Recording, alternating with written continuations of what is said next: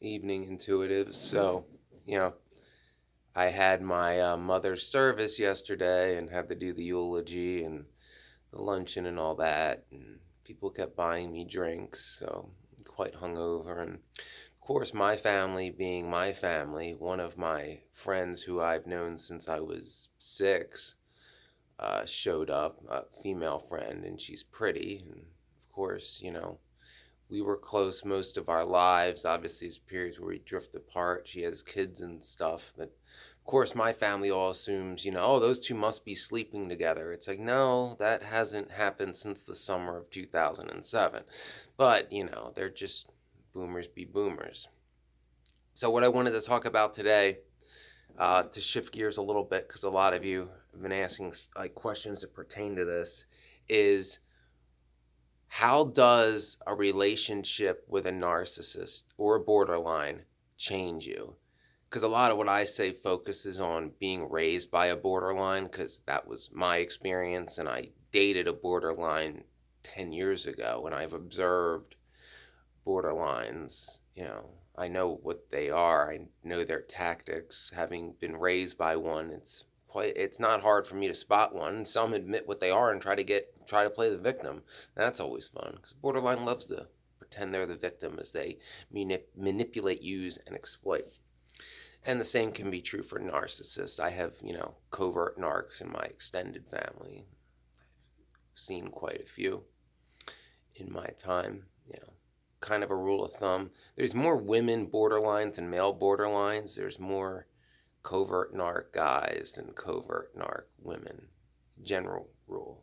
I don't know the exact percentages. But back to my topic of how does dating a narcissist change you? Well, a lot of things can happen. This is going to be an amalgamation of narcissistic relationships that I've observed over the years. And of course, there'll be some from the one I was in for about 8 or 9 months, 10 years. Yeah, this time 10 years ago, I would have been with her. It ended in the spring with a bullet. And I'm not talking about my little buddy, the Dachshund Hound, whose name is Bullet. But anyway, so a lot of things happen when you're with a narcissist that will change you. One tip, and I'm going to amalgamate narcissist and borderline here. I'll make distinctions between the two throughout this video, but a lot of the information, more of it overlaps than it doesn't. So, a lot of what you can say about narcissists or borderlines, you can say about cluster B personality disorders as a whole. They're not the same, but they're very similar. So, when you're with a narcissist, a lot of things will change right away. Well, not right away, but fairly quickly. They'll try to love bomb you first and suck you in, make you feel like you're special, and they'll try to make you feel like they really, really like you and understand you. But here's the thing, they don't, unlike when an INFJ does that, because, we can accurately put pieces of the puzzle together and read between the lines and see what somebody's eyes are telling us, like what people want to tell us but can't form the words, you know, and just be authentic and real and be like, yes, I see the trauma in your eyes and I'm not going to run away because of it, kind of thing. No, the narcissist stores that away for later, stores it away because everything's ammo. Everything's ammo to the narcissist or the borderline. So they'll try to love bomb you at first, and that'll quickly turn to the narcissist like acting as if they're doing you a favor, like they're too good for you. That they're settling to be with you. And this is kind of funny because a lot of times narcissists will go for people that most would consider out of their league in the attractiveness scale, because that's a trophy, a trophy possession is how the narcissist thinks.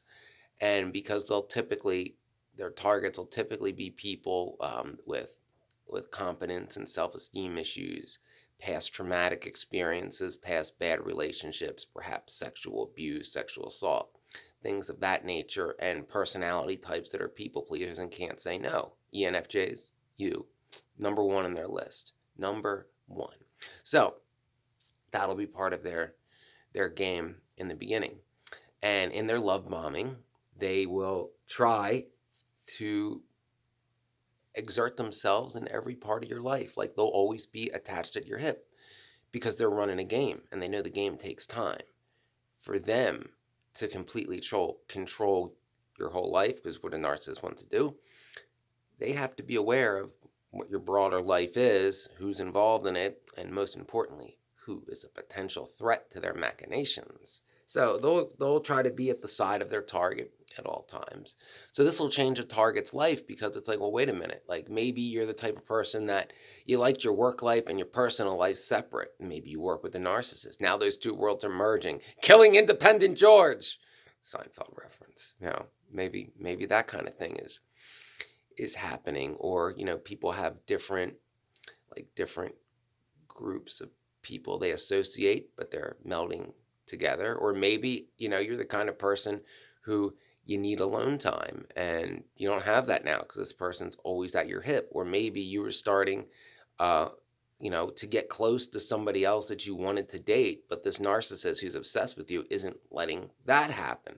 So again, your plans, your whole world, it's changing. Your narcissist that's trying to exert control of your whole life is going to be in every aspect of it, and people are going to get sick of that narcissist real quick because they're playing, they may also be playing the pity game too. This is more of a borderline thing where the borderline will be like, oh, I'm going through such a rough time, and oh, I need you and you complete me, and more or less saying that, that you're awesome and all that, but really I'm using you as a crutch. That's what they're really saying. And if that's going on, like I said, typically with a borderline, uh, that borderline will be at your side at all times, and your world will change quickly because people are going to get sick of that borderline and their antics real quick because they don't fool very many people. They may fool the target with their poor me thing and that whole love bombing thing they tried, but the people around the target, no, not at all. No. Yeah. Whether or not they say something is a totally different thing. Now, a lot of people don't want to be that person to speak up and be like, what's their problem? What's wrong with that? And at first, they wouldn't think to. They might be like, oh, this person's having, a rough day or something. So they tagged along this one time. And it's like, whatever, I won't have to deal with them again. And months later, when they're there every time making a scene and making everything about them, because that's what borderlines do, then all of a sudden it'd be like, whoever the borderline's target is, like, I really like that person as a friend, but I don't need this drama. Like, I got to get away from this psycho shit, and people will start to drift away. So when you enter a relationship with a narcissist or a borderline, uh, another thing that'll change is people will start to distance themselves from you, particularly if it's a borderline too, because a narcissist can hide their bad behavior for far longer. A borderline can't. A borderline fools very few people. Their crazy shit's out in the open. They're upfront about it, and they don't care. They're just like, oh, you exist to give me what I want, and how dare you question anything I want? Me, me, me, me, me, me, me. Yeah. So, but they don't see how that's crazy most of the time. They'll threaten people who get in their way of getting what they want too, and not see anything wrong with that. And if it doesn't scare you, that if they don't scare the person they're threatening, then the slander and the gaslighting and all the other fun stuff come, and the threats. I'm sorry, decades worth of shit coming back. All right. So that will change. Now, you get to this point, your brain's going to change too, because narcissistic abuse, borderline abuse, causes your brain to think differently. Because as I said, these type of people, they go for those that already have confidence issues, self-esteem issues, trouble saying no, that kind of stuff. So they're going to get in your head. And what they're going to do in your head is they're going to, one, make you feel sorry for them. At the same time, make you feel that you're lucky to have them and that you'd be nothing without them and all alone and miserable and depressed. And they'll try to convince you, I know I've said this point before, that they're the best thing that's ever happened to you and the best that could be. And it's going to keep getting worse and worse. And you'll tolerate it. You'll tolerate it, like tell yourself, like, oh, it's not that bad. It could be worse. All those lies. Or they'll change. They'll change. No. No, no, no, no, no, no, no. The narcissist does not change. Does not change. No. They don't, because they exist to get their supply, whatever it may be. They exist to get their supply and to do whatever it takes to get that supply and to maintain the status quo that allows them to keep achieving that supply. Therefore, change scares the hell out of them, which, lead to the next step, your isolation. I already told you they're going to scare people away. But there may be some people around that are like, I know what this is. I know what's going on here, and this ain't right. And I'm going to call it out. I'm one of those people, if you haven't figured it out, I've had this channel for like 2 years. Yeah, I think I like calling out borderlines and narcissists, and I may know a thing or two about it. But anyway, yeah, the people like me who are like, this is wrong, I'm going to call it out. Narcissists will not only isolate the target from them because, well, threat, danger, they see through mask and they're going to say something and maybe they can reach the target. So they got to slander you and do all that fun stuff if you're in that category, especially if you really want the narcissist to bring the heat. You got to be in that category and at the same time be seen as a potential romantic interest for their target. Oh yeah, then they bring the fury big time. And it's like, now we got to turn everybody on. We got to Daenerys Targaryen that motherfucker. Not that that's happened to me. So, that will happen when you're in a relationship with a narcissist too.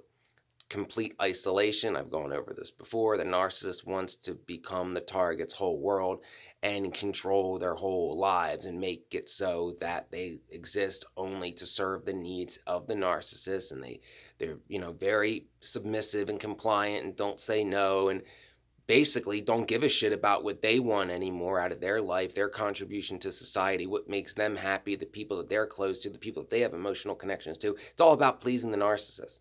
I've gone over that in other videos. But wait, there's more. So eventually, how your brain changes when you're with a narcissist, it'll get to a point where the target knows it's wrong. Like, okay, this jumped the shark. Those people that were trying to warn me, yeah, they were right. People, they don't want to admit that because a lot of times people that end up in relationships with narcissists have past traumas and they don't like being viewed as a victim. Like, these are the kind of people that like to help others, go through like the same stuff they went through, but at the same time they'll go, well, it happened to me, but it's not that bad. Don't worry about what happened to me. I'm going to help others, but like, please don't treat me like a victim kind of people, right? So they don't want to be seen as a victim and they don't want to feel as if like they're falling for the same abuse patterns again, especially if they've tried to deal with their past traumas and abuse. So they don't want to believe that it's happening again because they're mad at themselves. Like, how did I let this happen? How did I let this get this far? Like, oh, why did I try to destroy the person who was trying to help me? Maybe, I don't know, maybe. So they get to that point and two things happen. One, either they realize, I got to get out. It's time to go no contact. Like, this is going real. This is like worse than I thought. And it's only going to get worse. I got to get out. Or two, and this is the worst one, because that's what you're supposed to do. Run away, or fly away if you have wings. If you have wings, they haven't been clipped. But the other one is you basically resign yourself to your fate. And you convince yourself like, oh, it's not that bad, or oh, this is my life now and there's nothing I can do about it. And that's the saddest one. I've seen that a few times over the years where the target is just completely defeated and they've been given like such a guilt trip by the narcissist. Like the narcissist at this point, or more so the borderline, would be like threatening suicide or any of that. Like, because the target knows it's bad. The target's trying to pull away from time to time, and every time they do, the leash gets shorter. And, pretty much even at this point, like even enablers of the narcissist or the borderline are going to be like, this isn't good. Like, I can't enable this anymore. Like, this is just psychotic when it gets to that point. But the target is so sucked in and so isolated from so many people at this point and ashamed of themselves for the things they've done to please the narcissist and for not being able to stand up for themselves this whole time. Because, this would be, you're getting to this point, we're talking post like 6 months in a relationship with a narcissist. I guess it could happen sooner. I don't know. So when they get to that point, you know, the target's whole life is shattered, and that's how it changes you. Because if you spend a good chunk of your life not doing what you want to do, oh, missed an important part. Another big sign the narcissist relationship is changing you when you stop caring. When a person who was once like the most happy, smiley person who had like an amazing fashion sense or something, all of a sudden is like all depressed and looking like they barely care. Like, what's the point? Like walking around with their head down, like they're on death row in prison. Like, well, this is my life now, and there's nothing I can do. It's like, wait a minute, like, just because that person says you got to be with them, don't mean that they got to be with them. The slavery hasn't been a thing in a long time. Like, you know, you can stand up to that person, but maybe they feel they can't because a lot of borderlines are quite capable of violence out of nowhere and don't fear repercussions. Some of them just don't care. I've seen it. So, the target may have like completely given up and just resigned themselves to that fate. They may have gained weight. They may have lost a lot of weight. They may have started drinking a lot heavier, or starting using drugs or harder drugs or drugs more, smoking like a chimney. Health habits go to shit. Exercise, all that goes to shit because they're resigned to their fate. But at the same time, they have silent screams of wanting to get out of that situation. But at that point, they're so resigned to that fate because they're so afraid of that narcissist, of that borderline, of how they're going to react.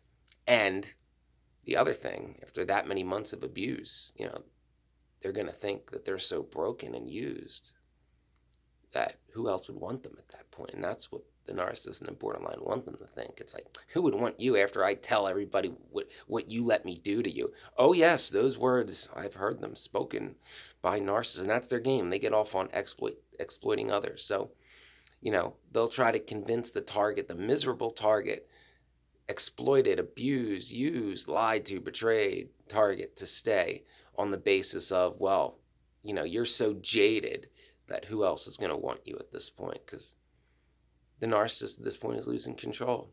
But that's how the brain of the target will change. That's what a relationship with a narcissist will do to you.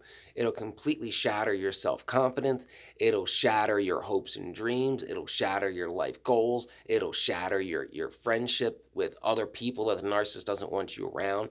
It'll completely obliterate any potential other romantic interest that you have brewing, no matter how the chemistry is. It'll obliterate your career. It'll obliterate, your grades if you're seeking training or anything. It'll obliterate anything that doesn't revolve around pleasing that narcissist. And that's their goal. And they'll get you to a point where you feel like no matter what you do, you can't get out because you're afraid of what will happen, or that you're so broken, so jaded that there's no point in getting out because no one else but the narcissist will want you at that point. And that is what happens when you're in a relationship with a narcissist. So I hope that answers the question to the person who asked. That's the best I can do based on my own memories from a decade ago and amalgamations of memories from these situations that I've observed over the years. So I hope it helped and makes sense. If there's any further questions on how a relationship with a narcissist changes you, ask them in the comments, and I guess I'll do another video. So remember, like and subscribe, watch the older videos, help the channel grow to help more people. And please, a moment of silence in the anti-narcissism community today for the passing of, perhaps the godmother of anti-narcissism YouTube, Angie Atkins, who died unexpectedly. Check out her channel in her memory. There's a lot of great content there. She was one of the first people to do videos like this, and she's far more talented and knowledgeable at it than I could ever fathom to be, and nicer and sweeter too. So, go check out some of Angie's videos, like and subscribe. Remember, if you think the person trying to suck you into any unhealthy relationship, but especially if it's a narcissist, trust your intuition and run away, and trust the intuition of the intuitives who you trust, unless they have ulterior motives, but they probably don't. Anyway, and remember, Your integrity is worth more than pleasing a narcissist, and a narcissist is never pleased.